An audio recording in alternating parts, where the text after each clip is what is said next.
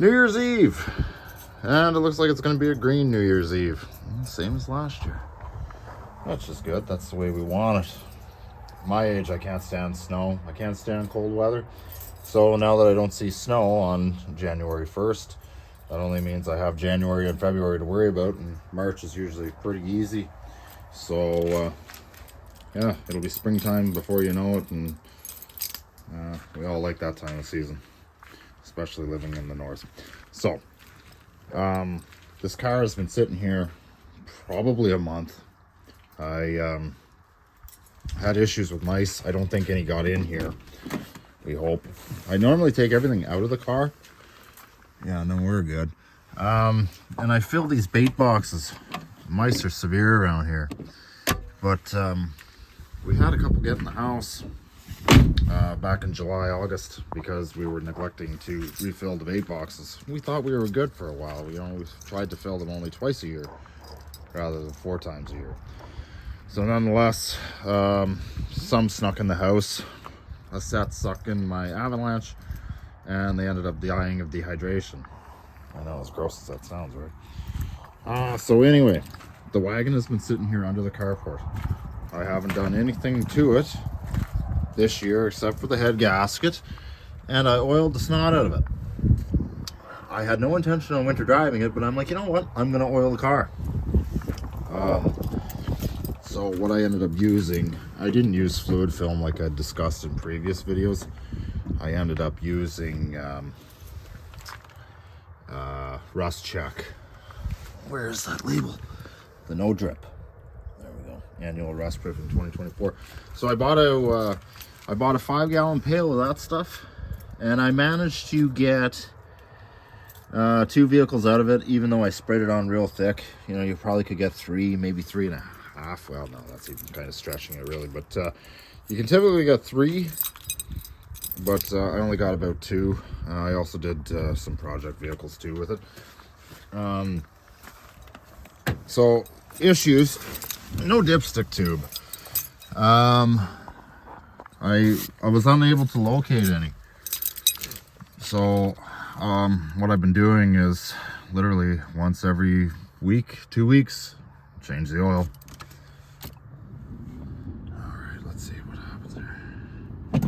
One pump, that should do it.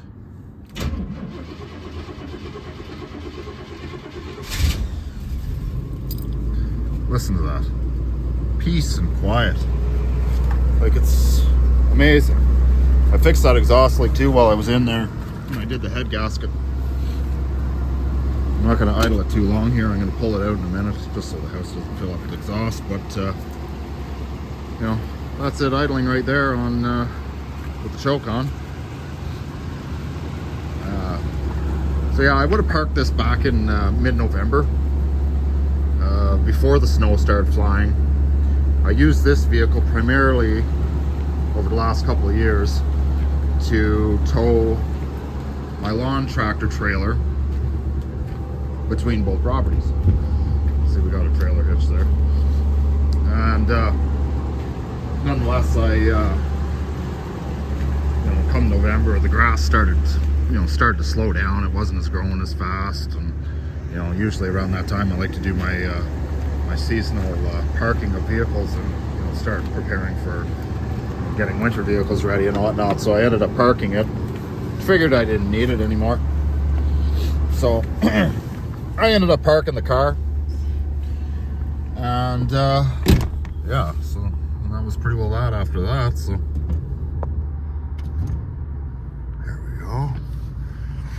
so nonetheless, we'll try to see if we can release the park brake here. I have this car parked as tight as I can to the posts. The reason being, I can, there's lots of room on that side for the kids and the dog and everything else, so that nobody's running into the car, so to speak. And with 2 kids and a dog, it's quite a high traffic area through here. Kids aren't here today, so I figured I'd pull this thing out.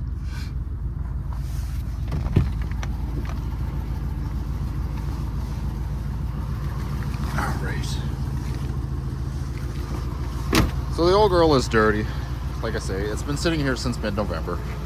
I haven't done anything else to it since then. I might have washed it and waxed it. Actually, you know, what come to memory serves me right. All I did was run it through the automatic car wash in town. So I don't even think I hand waxed it. And there's too much dirt on it for me to do that now. Actually, it's such a mild, beautiful day today. I think this is one of the last mild days we'll get for quite a while. But nonetheless, it's too dirty. It's been sitting here for over a month. It's too much dust on it for me to do anything with it right now, and I capped the water off for the winter, so it'll have to stay like this, unfortunately, until the spring. You know, so another 90 days, another 80 days, I guess. So yeah, that was the biggest repairs done this year, was the head gasket, a new starter motor, and that was pretty well that. You know, it was out of commission for the whole month of July, pretty much. New radiator cap. Ended up taking this car to Westport. A friend of mine was getting married, and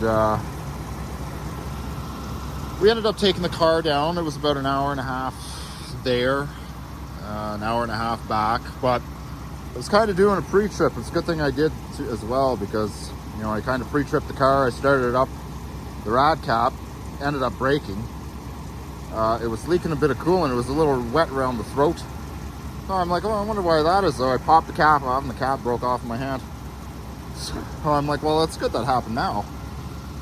You know, I just rushed and grabbed a Canadian Tire jobby there. It's not really the correct one, but it does the job. So anyway, yeah, timing has been done.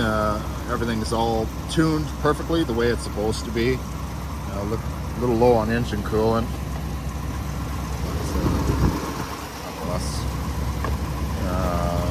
So heavy duty cooling components I ended up installing in this car as well. As we can take note, there is a brand new fan clutch and water pump assembly in there. Right now it is blowing full speed. You stick your hand in front of that, you can definitely tell it's electrical gauge. However, it still overheats. On a summer day, it's running hot. On a day like today, you wouldn't be able to keep heat in the car barely, because the thermostat opens up early. It's one of the things that I insisted on putting in the vehicle, so that, you know, trying to keep it cold. The only thing left for me to try is that there is the wrong water pump pulley and crankshaft pulley on here. So what I'm thinking is, in the spring, I will try different pulleys, reverse them, whatever I need to do. And I'll see if I can speed it up a bit. Right now the pulleys are actually going about 100 revolutions, maybe more, a little slower than what they should be. So I'm hoping if I, you know, if I install different pulleys in here, speed it up a little bit, maybe we'll be all right. But like I say, that's not going to happen this year. As you can take note, I ended up doing some undercoating. Didn't really need to. I don't know why I did it. I just figured, you know what? There's moisture in the air. There's always moisture in the air.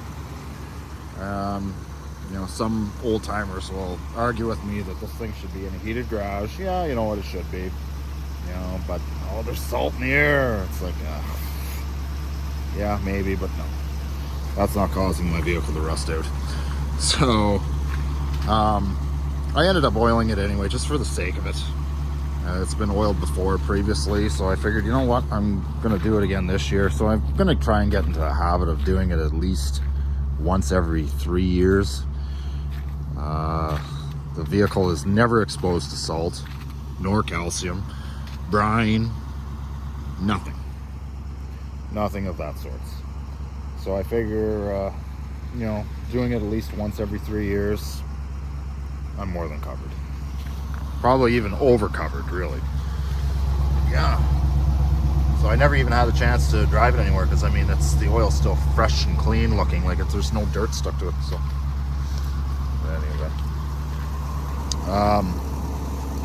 So yeah, not much else to say about it. The repair was made in July. I ended up doing it all myself. It was a simple head gasket, lost compression on cylinders 1 and 3. Had loss of power, which, you know, normally you would.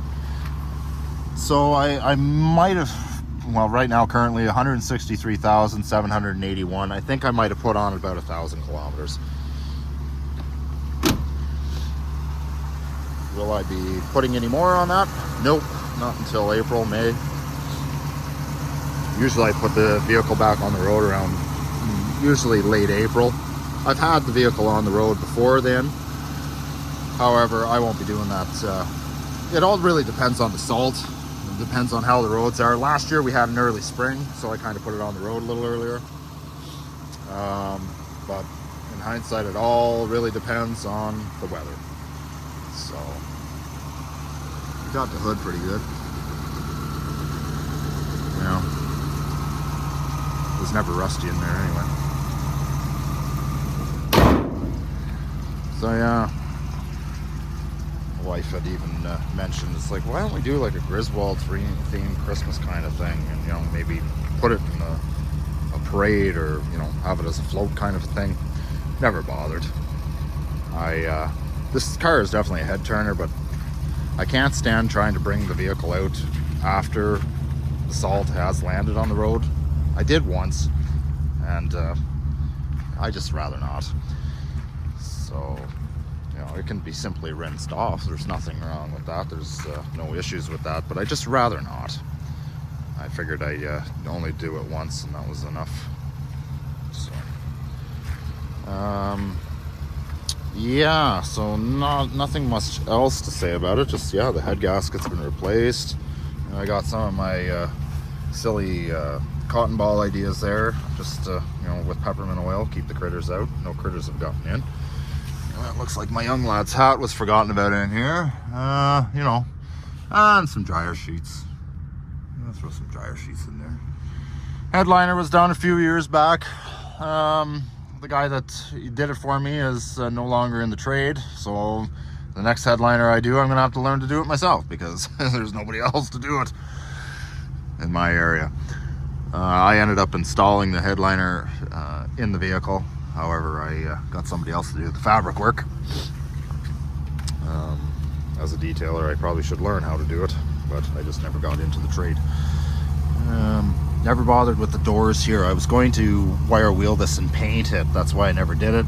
That was one of those things I was going to tackle in the fall. Just never got around to doing it, unfortunately. And I probably forgot. So,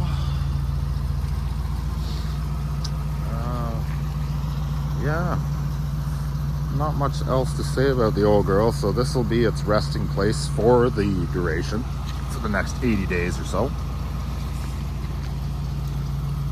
until all the snow is gone and all the road salt is gone and all the muck and crud and corruption and winter mix and all that other stuff. Yeah, not much else to say. So cost wise, I think I ended up putting about $800 for parts. That included a new starter motor, which, you know, was optional in my mind. I did that on my own, of course. It really didn't need to be done, but I figured while I was in there I'd do it. Radiator cap, you know, that was a $4 part, and that was pretty much the end of it. Yeah, and a brand new battery.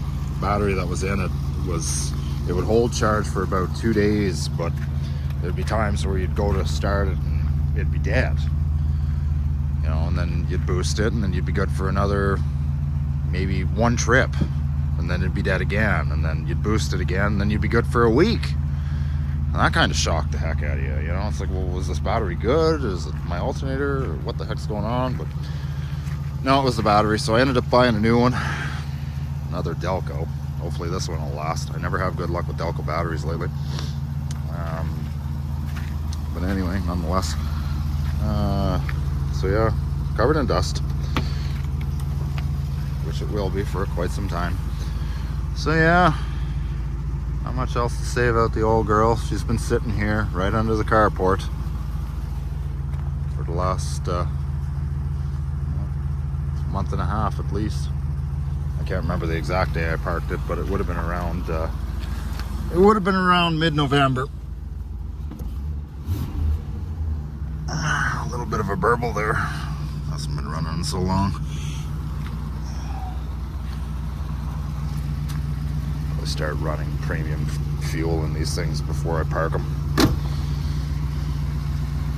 Stupid ethanol gasoline causes nothing but problems with these old things. It's a non-stop battle. Anyway, that's it for that. New Year's Eve 2024. Stuck at the house today, not doing much else with it. You know, just kind of waiting out the time until midnight if I can stay up that late. Probably not. I'll probably fall asleep on the couch by 8:45, like I always do. And yeah. But in any event, 1990 Olds Custom Cruiser station wagon. Hopefully it'll this year, this coming spring, summer and fall of 2025, it'll give me many miles of stress-free, worry-free driving. I'd like to get this fixed this year too. Anyway, that's it for today, guys. Take care of yourselves. We'll see you here next time.